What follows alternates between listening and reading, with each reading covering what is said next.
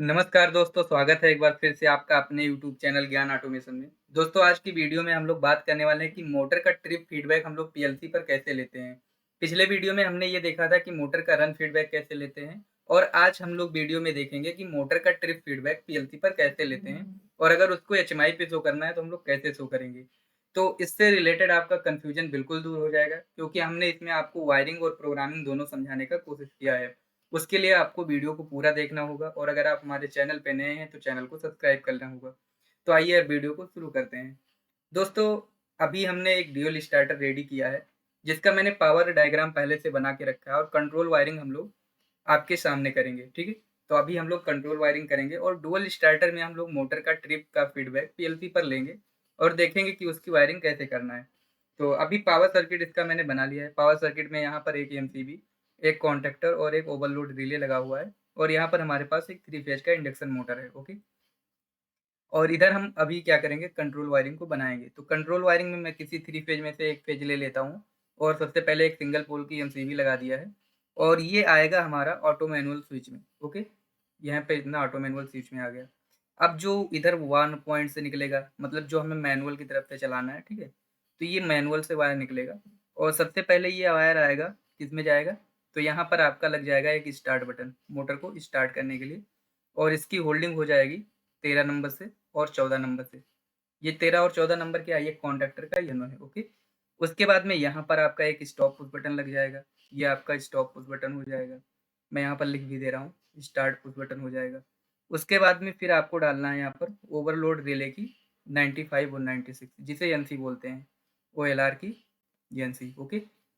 उसके बाद में जब वायर यहाँ से 96 से निकलता है, तो इस कॉन्टैक्टर का जो हमारा कॉइल होता है A1 और A2, उस पे ये जाता है, ओके। तो ये आ गया A1 और A2 पे, A1 और A2 पे और यहाँ से इसको मिल गया न्यूट्रल। तो ये कंट्रोल वायरिंग हो गई। बस ड्यूल का कंट्रोल वायरिंग ऐसे ही बनता है। अच्छा, अब बात आती है, ये जो आप देखोगे ओवरलोड रिले, तो इसका टर्मिनल मैं साइड में बना देता हूँ ताकि आपको कन्फ्यूजन ना हो, ठीक है। तो यहाँ पर मैं इसमें 4 टर्मिनल देखने को मिलेंगे आपको ओवरलोड रिले के अंदर। मैं लिख भी दे रहा हूँ।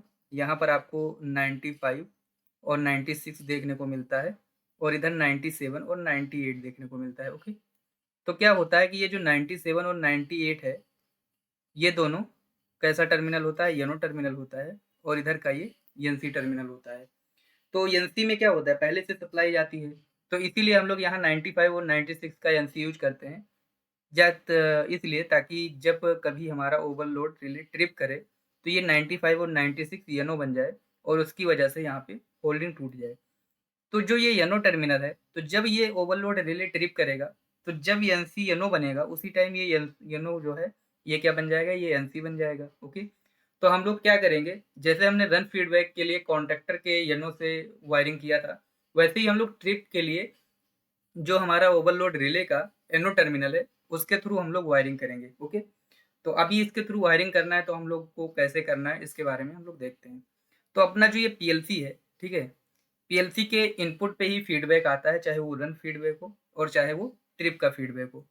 तो सबसे पहले ये जो एसएमपीएस है, एसएमपीएस से टर्मिनल ब्लॉक में 24 वोल्ट और 0 वोल्ट मिलेगा, आप कहीं भी रहोगे, ओके। तो सबसे पहले हम ऑटो में चलाने की अगर वायरिंग करें, जैसे अभी इस ड्यूल स्टार्टर को मान लो ऑटो में चलाना भी है ना, तो ऑटो की वायरिंग करनी पड़ेगी हमें। उसके लिए आप कैसे करोगे वायरिंग, इसको थोड़ा-सा देखते हैं। तो यहाँ से 2 नंबर से आप वायर निकालोगे, ओके। और वायर निकालने के बाद में आप क्या करो, ये जो पीएलसी का आउटपुट है, इस पे हम लोग क्या करते हैं, रिले लगा सकते हैं, ओके।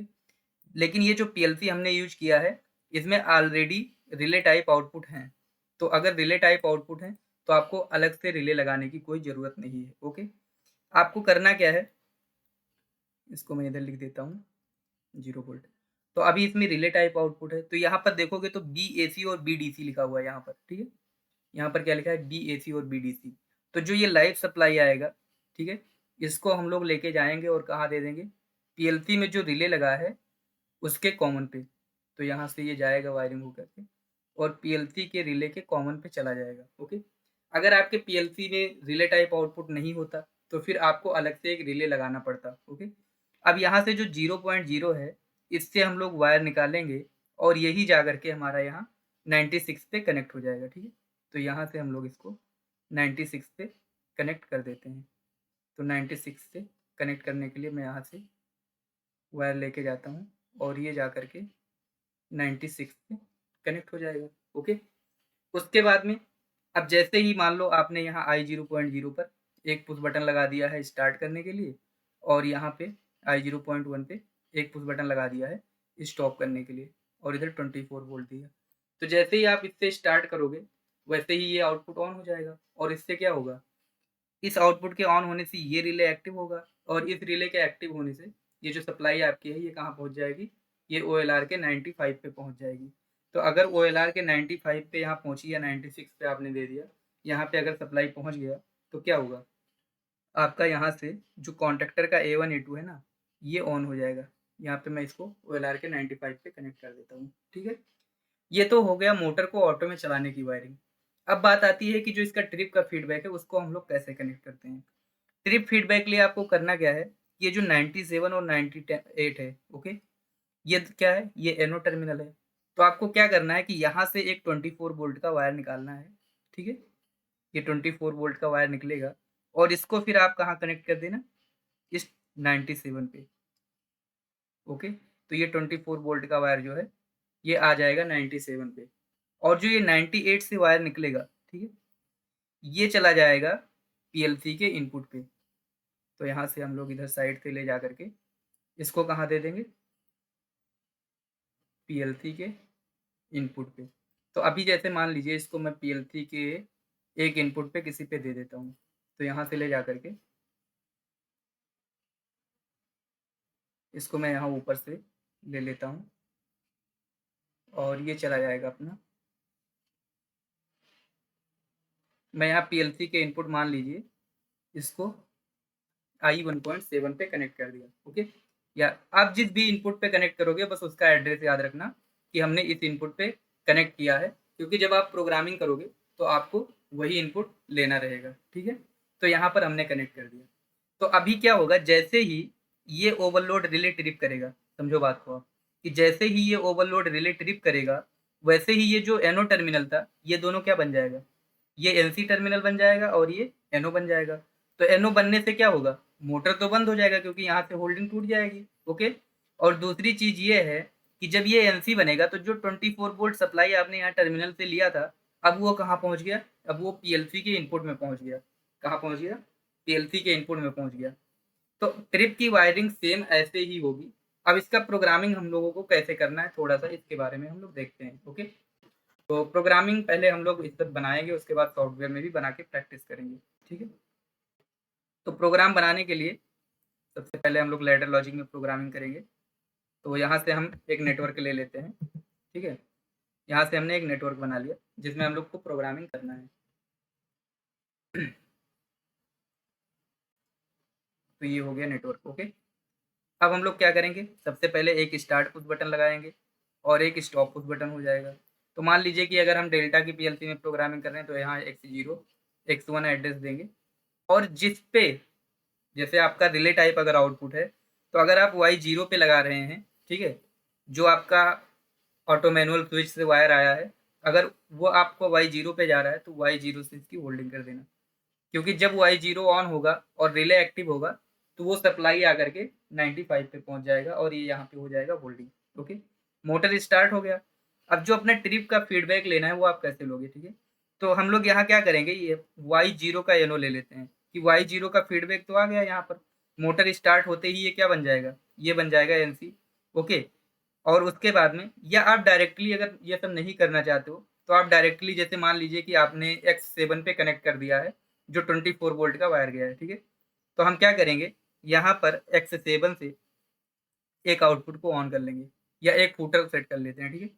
मान लो हम लोग क्या करेंगे, एक हूटर को सेट कर लेते हैं जो कि अपना मान लीजिए यहाँ पर आउटपुट पे लगा हुआ है Y2 पे। ये क्या है, ये हूटर है। तो जैसे ही ओवरलोड रिले ट्रिप करेगा और ये जो 97 और 98 आपको दिख रहा है ये क्या होगा, ये एनसी बनेगा, और इसके एनसी बनते ही इस पे X7 पे 24 वोल्ट पहुंचेगा, वैसे ही ये हूटर ऑन हो जाएगा। और यहीं पर अगर आप चाहो तो एक इंडिकेटर भी ऑन कर सकते हो। मान लीजिए Y3 में मैंने एक इंडिकेटर लगा लिया है। ओके। बिल्कुल छोटा सा प्रोग्राम है, अभी तो सिर्फ मैंने ट्रिप के लिए प्रोग्राम लिखा है। जब मैं आपको फंक्शन ब्लॉक बनाऊंगा तो फंक्शन ब्लॉक में मैं आपको ट्रिप, रन, फीडबैक इन सब चीज़ों का मोटर का फंक्शन ब्लॉक बनाना सिखा दूँगा। तो अभी मैंने सिर्फ़ आपको ये तरीका सिखाया कि अगर मोटर पे पीएलसी पे ट्रिप का फीडबैक लेना है तो कैसे लोगे? तो इस तरीके से आप ट्रिप का फीडबैक ले सकते हो। बहुत लोग आपको ऐसे बताते हैं कि कॉन्टैक्टर पे जो हमारा रन फीडबैक हम लोग लिए थे पिछले वीडियो में, तो क्या होता है लोग उसी को ट्रिप मान लेते हैं, लेकिन वो ट्रिप नहीं बोला जाएगा। वो तो फीडबैक की बात हो गई कि अगर फीडबैक आया तो पता चला कि हाँ, मोटर स्टार्ट हुआ। अगर फीडबैक नहीं आया तो पता चला कि नहीं। ट्रिप का मतलब ये है कि जो ओवरलोड रिले आप जो लगाए हो, अगर मोटर आपका चल रहा है, लोड ज़्यादा ले रहा है, तब जाकर के अगर ट्रिप हुआ है, तो हम उसका कनेक्शन जो है ओवरलोड रिले से ही करेंगे। बाकी अगर कॉन्टैक्टर से हम फीडबैक ले रहे हैं, तो वो हमारा रन फीडबैक ही माना जाएगा। उसको हम ट्रिप नहीं बोल सकते हैं, ओके? तो इस तरीके से आप वायरिंग कर सकते हो और इस तरीके से प्रोग्रामिंग कर सकते हो। अब मान लीजिए अगर इसको आपको प्रोग्राम बनाना है, आप इसमें चाहो तो टाइमर भी लगा सकते हो कि मान लीजिए ट्रिप हुआ, तो ट्रिप होने के बाद में इतने सेकंड बाद आपका हूटर बजे, 5 सेकंड, 10 सेकंड ऐसा भी कर सकते हो, ठीक है? आप इसमें चाहो तो जो रन फीडबैक वाला लॉजिक बनाए थे, तो पहले आप रन फीडबैक ले लो, उसके बाद ट्रिप का ले लो, दोनों आप ले सकते हो। वो आपके लॉजिक बनाने के ऊपर डिपेंड करता है। तो मान लीजिए इसका अगर प्रोग्रामिंग करना होगा आपको, तो आप कैसे प्रोग्रामिंग करेंगे? तो अभी मैं टीआईए पोर्टल को ओपन कर लेता हूँ, ठीक है?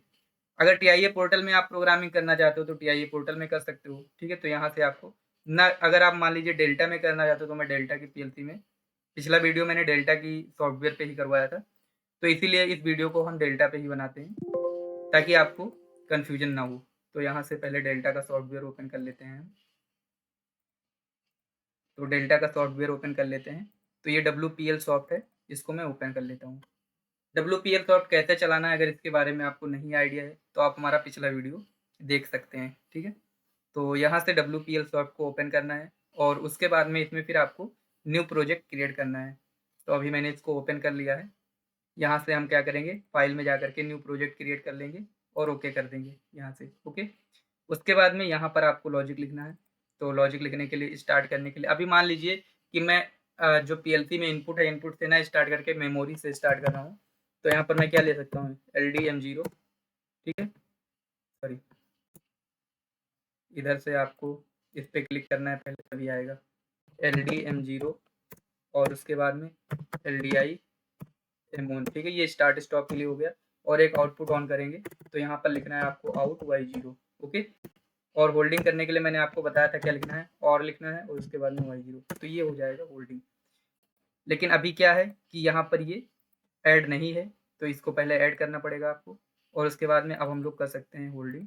तो यहाँ पर आपको क्लिक करना है, और इधर क्लिक करने के बाद में, और यार, ठीक है, तो ये हो गया होल्डिंग। अब उसके बाद में ये तो मोटर स्टार्ट हो गया। अब मान लीजिए ट्रिप का फीडबैक लेना है, ट्रिप का फीडबैक आपका आ रहा है LD X7 पे आ रहा है, ठीक है। तो यहाँ पर आपने X7 ले लिया, और इससे आपने क्या किया, एक हूटर ऑन कर लिया। यहाँ पर एक हूटर Y1 ऑन कर लेते हैं हम लोग, ठीक है। तो ये एक हूटर ऑन कर लिया। उसके बाद में इसको हम लोग प्रोग्राम को डाउनलोड करेंगे, तो यहाँ से डाउनलोड कर देते हैं। यस करना है आपको, तो ये प्रोग्राम डाउनलोड हो जाएगा, ओके। उसके बाद में अब यहाँ से डाउनलोड होने के बाद में आपको ऑनलाइन मोड में जाना है, तो यहाँ से आप ऑनलाइन मोड में जा सकते हैं, और यहाँ से पीएलसी को रन मोड में डाल सकते हैं, ओके।